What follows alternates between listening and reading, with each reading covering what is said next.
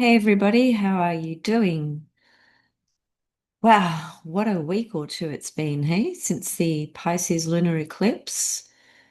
In the heart of eclipse season, in the heart of eclipses, which are a very, very interesting and tricky kind of energy. Pisces Virgo, one of the most complex polarities in the entire world, in my opinion. And here we are, in the midst, in the heart of solar and lunar eclipses and the new moon in Virgo that really started this whole journey for us about a month ago. So we are literally just a day away, a day or so away from the Virgo solar eclipse. Even though I have spoken about it a little bit with Roman in our previous video, there are just some other things that I wanted to come on and share with you guys. So before we go into looking at charts and things like that, obviously that many of you that follow me are very aware of what I'm about to say, but there might be some people that are not so aware, so I'll just make this clear. When we are looking at a solar eclipse, there's a couple of things to keep in mind. First of all, relative to the ancient traditional teachings, eclipses hold greater power when they are visible. When they are not visible, their power or impact is not as severe. And that's not a bad thing in this case because this particular solar eclipse is mainly visible in New Zealand and some places around Antarctica. So most places it will not be visible, and that's actually a fortunate thing. And that is what Ruman also spoke to us about when we did our recent video. Now, that being said, if this eclipse happens to fall on one of the angles of your birth chart, which is called the ascendant, the descendant, the MC, or the IC, they're the four angles of the birth chart. Those 4 points of your birth chart are the most potent points in the entire chart, period. So if you have this solar eclipse, or if you had the lunar eclipse hitting off one of those angles, you are likely to be feeling the eclipse energy a lot more. Secondly, if you have planets in your birth chart very close to the degrees of the eclipses, then those planets are probably going to feel the energy of the eclipses a lot more, meaning you and whatever those planets describe, of course, especially if it is the personal planets. When we start talking about transpersonal planets, so anything beyond Saturn, which includes Chiron, Uranus, Neptune, Pluto, and any other bodies you may be working with, trans-Pluto bodies, some people work with those, it tends to be a lot harder to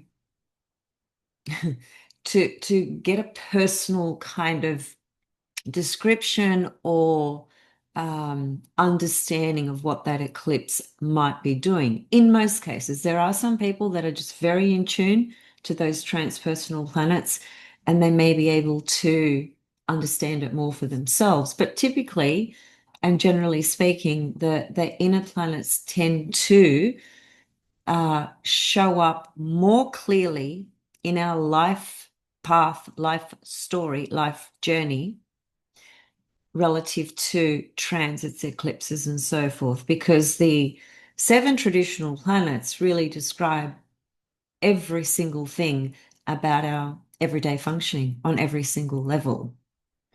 So, is this eclipse going to be super powerful? Because it's not visible, it's not going to have the strength that it could have. And that's not a bad thing, as I said, because solar eclipses tend to be the more difficult ones. It's it's notoriously known that solar eclipses tend to be the more difficult ones. And as a side note, and I'm not going to talk about this individual and what happened and the politics around it, but there was a person who was assassinated recently. I'm sure you all know who I'm talking about. And that's obviously been, big news for lots of different reasons. Now, whilst I may not, agree with most of the things that that individual spoke about and so forth, It doesn't mean that I'm, you know, happy with what's happened. Of course not. I don't think anybody deserves that. But, I'm also very aware that there's so much of that going on in larger groups of people around the globe, right? You all know what I'm talking about there. Now, and I only brought that up just to demonstrate that, this has happened, this particular incident, which has been so big in the world, has happened during eclipse seasons, right? And just not long before the solar eclipse. And the solar eclipse window, in terms of the impact and how, the duration, that can be 3 months pre the eclipse date and 3 months post the eclipse date. So it's a 6 month window we're looking at. And there it is. Something huge happened on the world scale.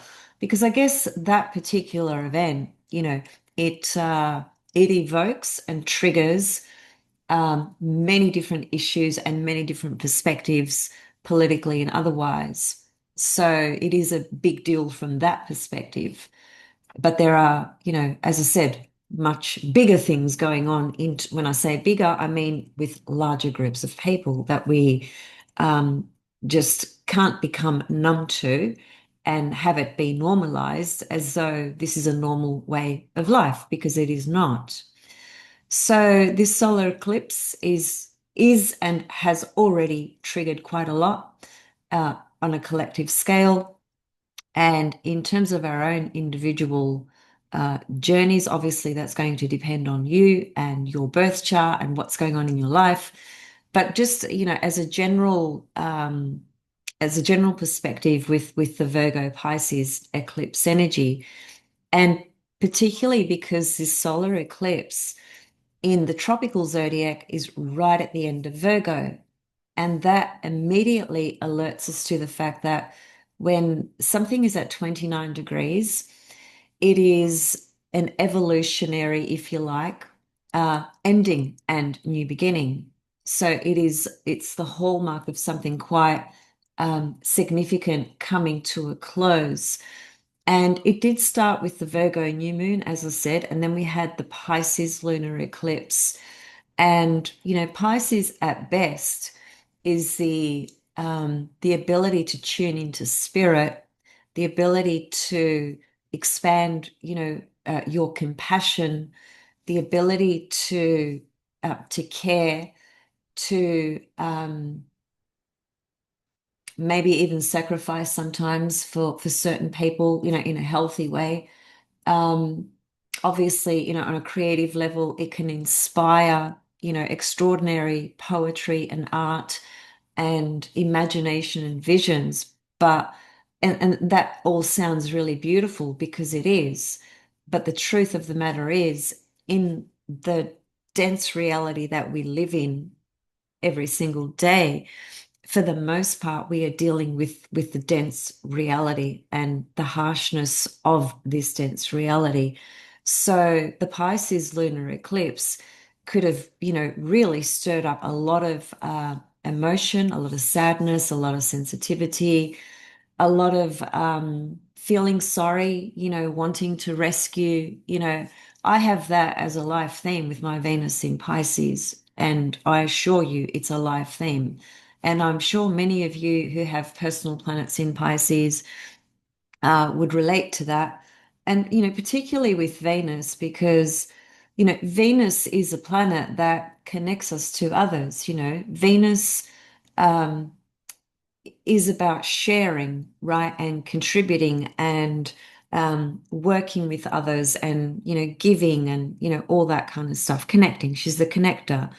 So put her in Pisces, she wants to save the world, so to speak. So this lunar Pisces eclipse, I think it was probably very difficult for a lot of people, at least from what I'm hearing from people I've communicated with, because, well, for multiple reasons, depending on the individual, but, as a collective energy, there's so much sadness around, so many terrible things that are going on. Um, most of which are, completely irrational, just, the violence and, all those terrible things that are going on. So I think that Pisces lunar eclipse would have really stirred up a lot of that kind of stuff within us from that collective scale, and also just in our own, personal life. Um, it's a marker of, illusions, really needing to discern through the illusions that we ourselves have participated in, have created, have co-created, have believed in, and so forth, uh, personally, and then as well with what's been created, on the world stage, which is very illusory, right? We've had to really find a way to see through that. And my favorite saying, for Pisces Neptune energy is the hardest goodbye is saying goodbye to an illusion.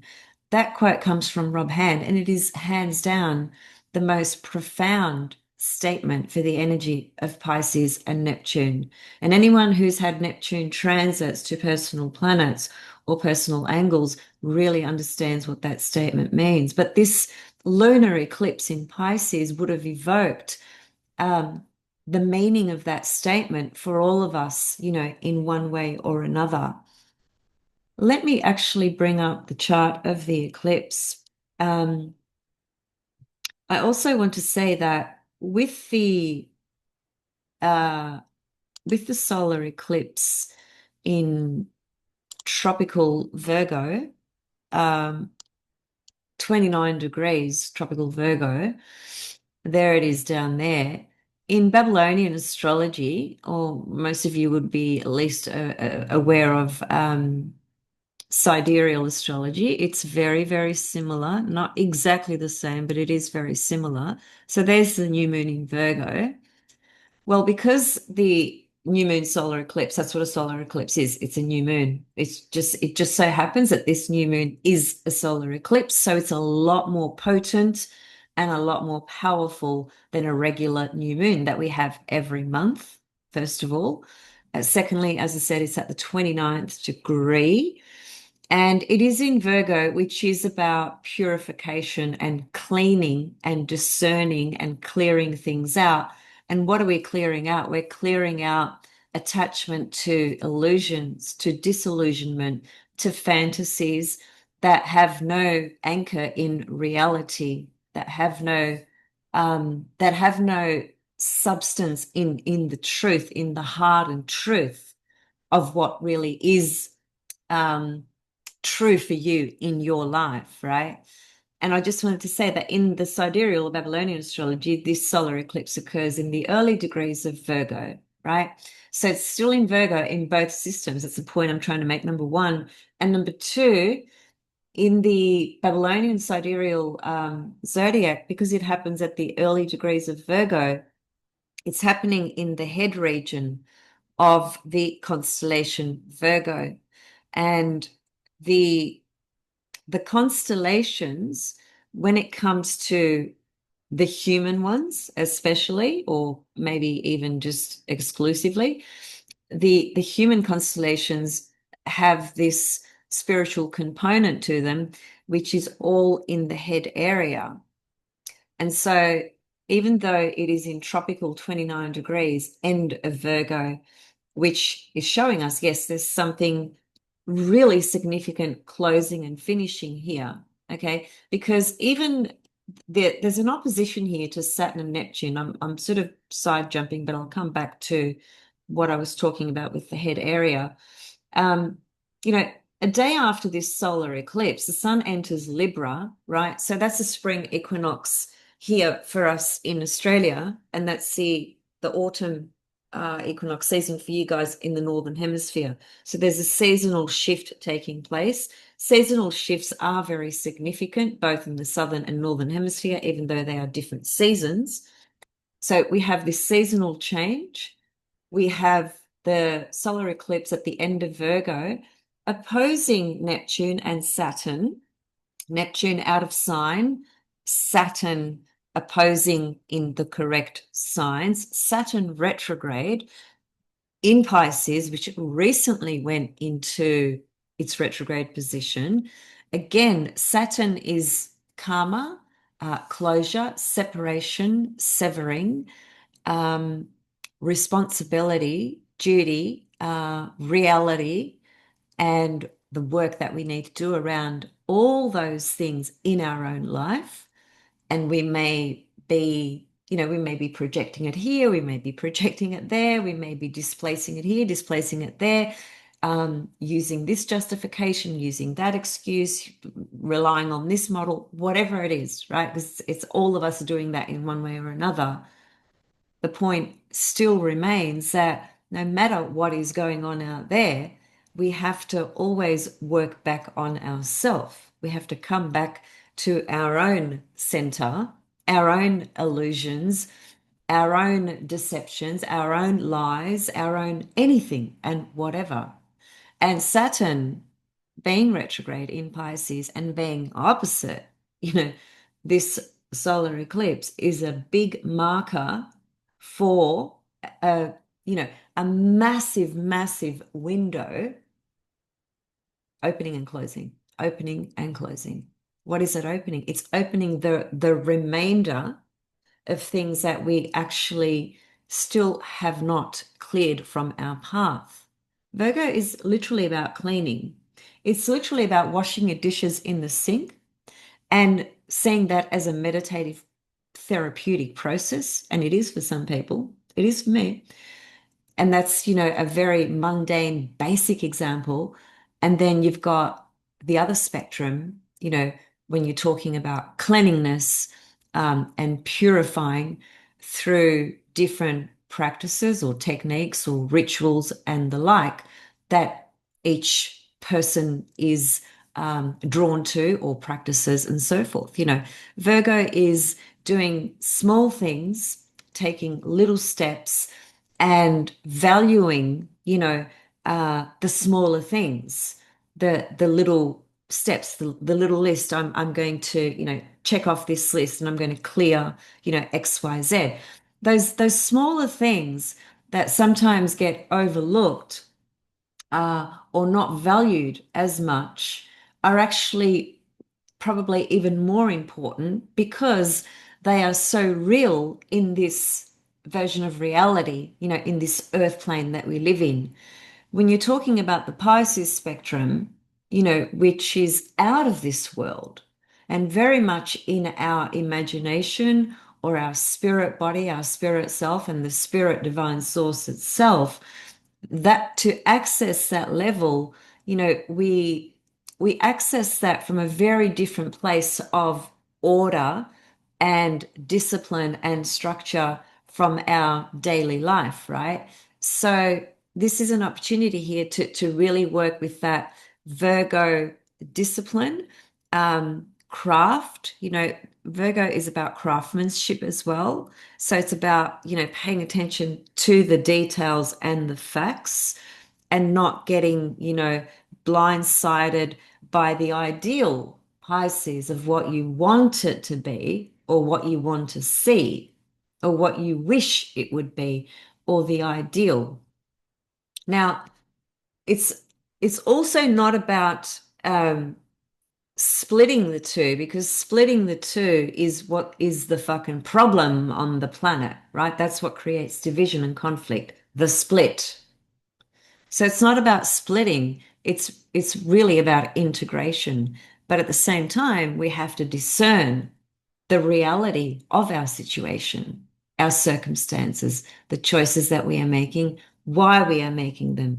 As an outsider, when people look into another person's life who may be making some choices that seem really irrational, um, that seem, wow, how could a person who's got so much intelligence, so much wisdom, so much insight, choose to participate in this or engage with this particular person and so on and so on and so on. And that's fair enough because as an external observer, you are only witnessing one level And that is that level from a physical perspective that you are observing. But what every soul is walking through in their path, that is their destiny, that is their choice, that is their path, even if it appears completely derailed from our perspective. That's a real hard one. Even like I say this to you, but I'm saying it to myself as well because of something in my own life, that if I choose to stay in that zone, it's a derailment, but at the same time, the Pisces comes in, the compassion, the care, the concern, all of that. So I'm caught in this kind of seesaw, So I really relate to these eclipses at the moment because I'm being pulled back and forth. I wonder if you relate to this yourself through your own story and certain circumstances that may be going on. You know, with as I said, when the following day, the sun goes into Libra and it forms an opposition to Neptune in Aries, and like this is the first time we're seeing this. Um, this is like a true hallmark again of a brand new, seasonal change that's occurring with Neptune in Aries there. So there are very powerful transitions occurring within this eclipse season. And it is very important that we do our best to work with what we can in our own life with these eclipses relative to it might be, something is triggered, something shows up, somebody brings something to your attention. It can be any and all of those things for all of us. No one's walking a fucking perfect path, right? Everyone is carrying something and everyone is trying to deal with it in, the best way they can, right? And I guess all this is important because Virgo Pisces points to all these things. It points to the chaos and the order. It points to the illusion and order. It points to, discerning, finding that discernment in that path in our life with whatever we've put into our path, whatever we've attached to, whatever we've connected to, and for whatever reason that is. This is a line or a pathway of true purification. And especially because in Babylonian or sidereal astrology, this eclipse occurs in the constellation Virgo, right at the head region. And that head region really helps us actually tap into spiritual wisdom. Now, no one knows everything and no one has the answer to everything. So when there is an opportunity to integrate more wisdom in whatever way we can, then, when we understand what's happening in the sky as things are moving, that's our call, right? To tune into that. So however we do that, of course, is up to us. Bernadette Brady does say about this solar eclipse that uh, there might be some news that people receive in a written form that, might be a bit challenging. She doesn't actually use the words good or bad, you know, simple words like that. She doesn't really split it into two extremes. She just says that from the point of view of some medical issues or health matters and things like that, some people might be receiving some news. Now, that may be important for you, it may not. Just bear in mind that this solar eclipse, after this date of its occurrence, there's still a 3-month window of where things can show up or be triggered or, whatever the case. So Virgo is also about health. Obviously, it corresponds to the sixth house, which is the house of health, on every single level. And so for some of us, this might be, addressing just just your basic lifestyle, when it comes to health, nutrition, substances, whatever the case may be. But whatever issue it is, even on that level, there's something much deeper going on here because this is this is an end. It's a huge end that's coming to a close. And I say that because Saturn is opposite this solar eclipse. Now, even though traditionally and technically speaking, a new moon, which is what this is, solar eclipse, is generally a path of a new cycle. And it is that to an extent, absolutely. But it is also, without a shadow of a doubt, uh, something very profound is coming to a close as well. And I think about it in even a bigger picture than just this 3 or 6 month window of this solar eclipse energy. I'm thinking about it from the point of view of Saturn being, virtually at the end of Pisces, which it already got to the end of Pisces, got into Aries, and now it's gone back into Pisces. So it's really showing us that there's there's a lot to this particular eclipse. You could almost say that you can track back the last 30 years of your life, if you're old enough.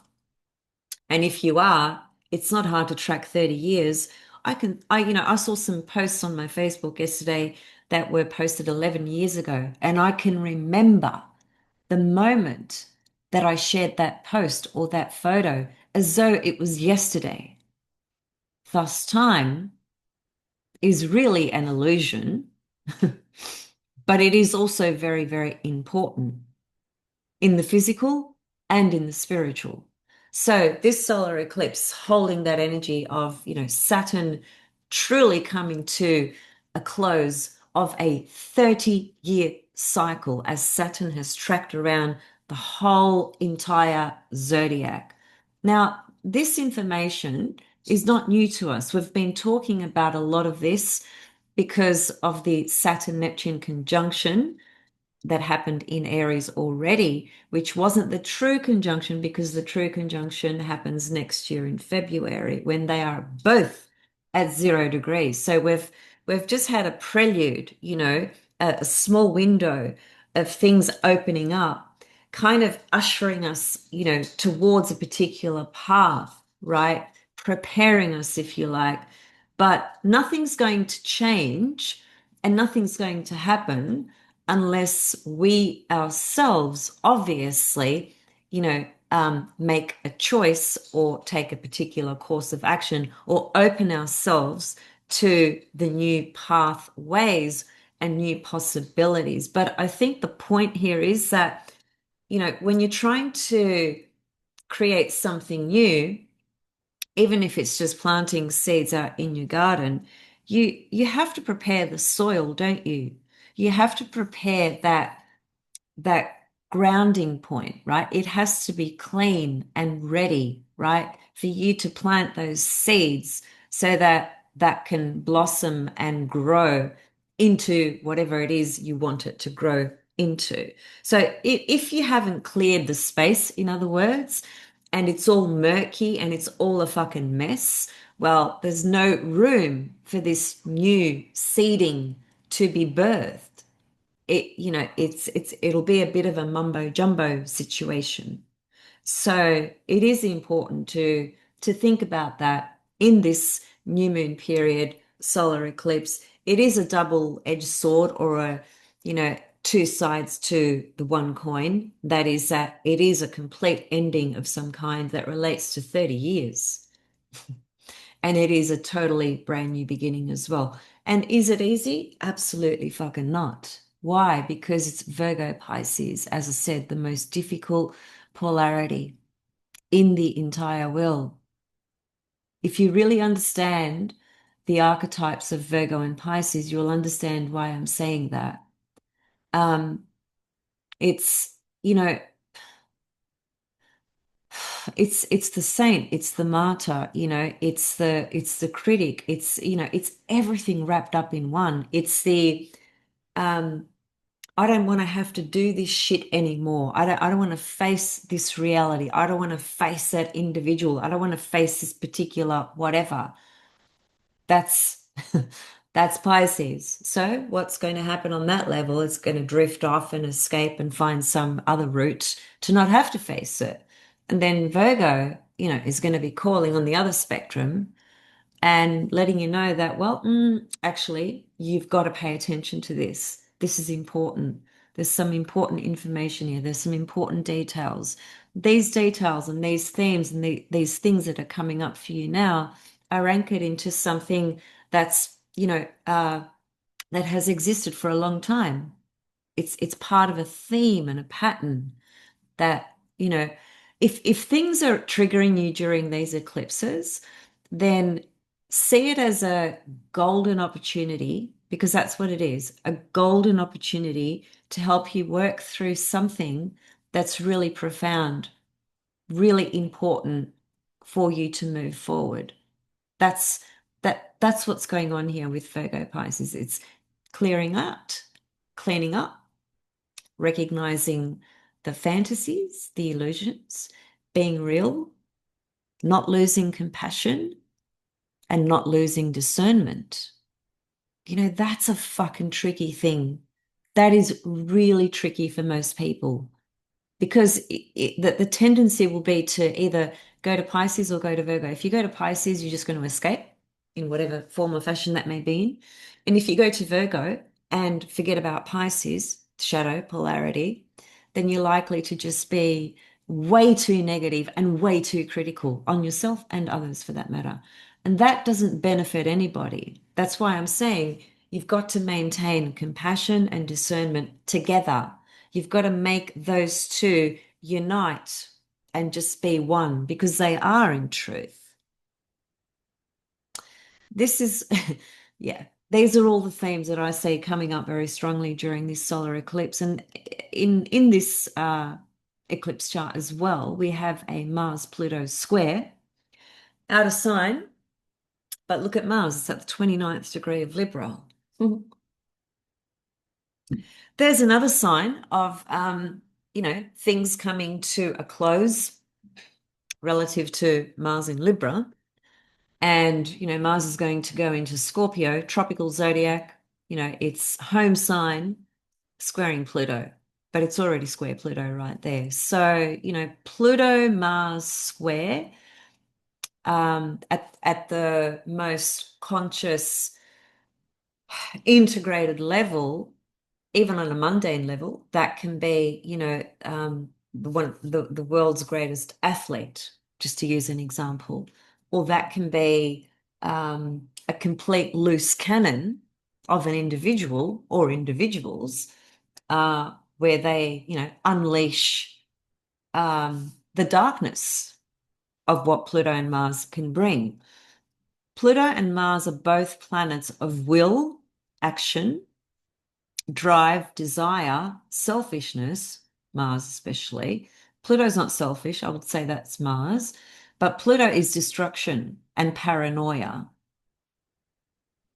So a square between them, is loaded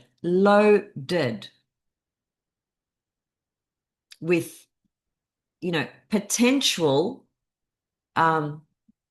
dangers. And when it comes to our own self from an individual level, it can be conflicting as well, because a square aspect is a conflicting aspect. It's two energies trying to take the space of the same zone, and they can't. So there's a conflict there. And how do you resolve squares? Very, very difficult. Some books say that you can never resolve a square. You just have to learn how to give space to both the energies at different times. Sometimes it might be more Mars, sometimes it might be giving more to Pluto, if you had that natally, for example. But in this case here, with this solar eclipse, because it is a solar eclipse and solar eclipses are generally powerful, and then we have a Mars-Pluto square, I feel that, this is all part and parcel of, what's happened already to that particular individual. What's his name? Charlie Kirk, for example. I think he was a Libran, wasn't he? Mars trailing over his sun. And I think Mars is invisible, isn't it? Already in the Northern Hemisphere. How's that for Mars rules guns? Yeah, it's very, very interesting. So that Mars Pluto is a bit of a concern. And I think, if we just bring it back to ourselves, just be aware that, this energy is for the few days around the solar eclipse and post the eclipse day, probably a week or so, I would say, after the eclipse, Mars is still going to be square Pluto. So that's a very loaded, potent energy. On the other hand, for some individuals, it can be a powerful surge of energy that comes through that they need. If you think about it, Pluto represents the soul and Mars represents our personal desires. Pluto is also personal desires, but unconscious ones. Mars is conscious desires. The challenge will be to integrate the higher soul desires, Pluto, with the lower Mars desires. That's what the challenge will be. And how will that present? Well, that will present in different ways depending on who you are. But, you could just get into conflict with other people, and the test and the challenge will be, will you lash out or will you um, notice and be observant and be aware of what little fire flames come through you at that time because of what somebody said or what somebody did or whatever it is. Because let's face it, that's what happens, right? We're in situations and something happens or something is said and we're triggered for one reason or another, and the hook is the other person, But like always, we just have to bring it back to ourselves to understand and realize what's going on internally. There's also a square between Venus and Uranus. And mm, I guess when it comes to relationships, that's a pretty tricky energy. It can also be very exciting. It can be very liberating. It can spice up your love life, or it can bring, sudden disruption in relationship matters as well. I'm going to come back and speak to Venus in Virgo, actually, just in a separate video, because I really want to talk about Venus in Virgo. It's not her strongest placement. It's one of her most difficult placements, as a matter of fact. But then again, there are more difficult places for Venus. Venus in Virgo is in her fall position. So she struggles a bit there, but uh, look, I'll come back and speak to that because there's a lot to say about Venus in Virgo, both from her challenging components and from the more purified, divine feminine aspects of Venus in Virgo. So I'll come back to speak to that, but I'm just noticing that she is squaring Uranus. Personally, I've observed that transit so many times, and I haven't found it personally to be, overwhelming or anything to really, be worried about. If anything, it just stirs up a bit of excitement, and a bit of unexpected things that can happen with love or relationships or friendships and the like. I'm not too worried about that. It's the Mars Pluto that is something to really kind of be aware of and just watch on your radar because that energy is, I assure you, one of the most intense, explosive type of energies. Just take it back to the principles of these divinities from even from traditional to modern to ancient Babylonian. Um, well, Pluto's the lord of the underworld, Hades in Greek, the lord of the underworld. Uh, and Mars, before Pluto was discovered, because Pluto was always there, the planet just had not been discovered back in the day. So before Pluto was, made known to humanity, even though it was always there, it wasn't in our consciousness. It was Mars that ruled the underworld in Babylonian astrology.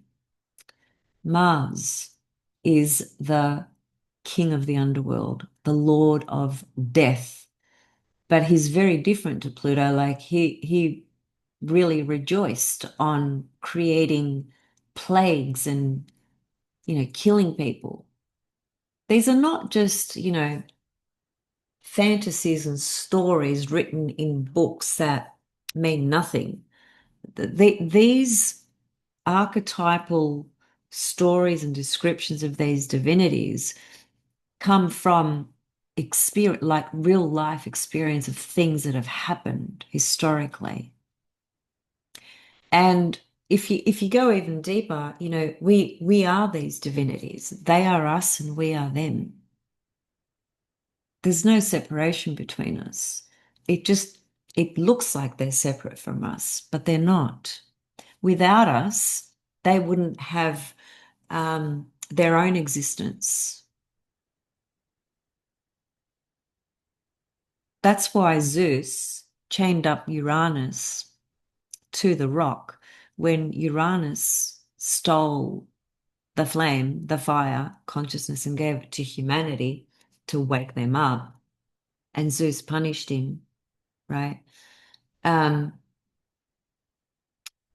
and Zeus thought, because there was one part of the story where um, I've just forgotten how it was connected to this story, but there was one part of the story where, yeah, that's right.